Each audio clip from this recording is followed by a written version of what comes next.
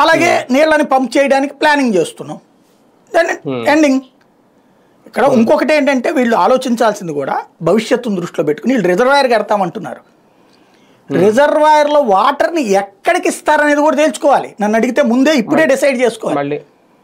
ఎందుకంటే ఇప్పుడు మామూలుగా ఒక నది దగ్గర ఉన్న రిజర్వాయర్, ఇప్పుడు for example Pulichintala it is a reservoir, దాంట్లో నీళ్లు గేట్లు ఎత్తితే పోద్ది. పోలవరం ఒక రిజర్వాయర్, దాన్ని ఏం చేస్తున్నాం మనం, పూర్తి కాలేదు కాబట్టి లిఫ్ట్ చేసి పట్టిసీమలో నుంచి కృష్ణానదిలో వదులుతున్నాం కాలువ గట్టి, ఎత్తిపోతల పడకమైంది. ఇక్కడ మీరు ఏం చెయ్యాలా, బేసిక్గా రిజర్వాయర్ కట్టేస్తే మొదటోసారి వస్తుంది వాగునీళ్ళు నిండుతాయి, అది వాడుకోవాలిగా జనాలు.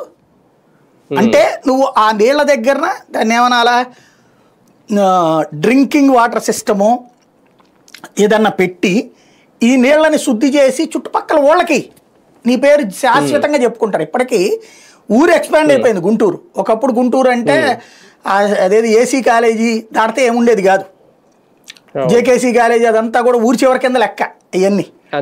ఇవాళ రోజున గుంటూరు వచ్చేటికి గోరంట్ల దాటిపోయి లామ్ దాకా గుంటూరు అయిపోయింది. ఇప్పుడు ఆ అగ్రికల్చర్ యూనివర్సిటీ ఇదివరకు ఊరి చివరినది, అదొక సపరేట్ నగరం. ఇవాళ అగ్రికల్చర్ యూనివర్సిటీ దాటి లామ్ అవన్నీ వెళ్ళిపోయినాయి కదా.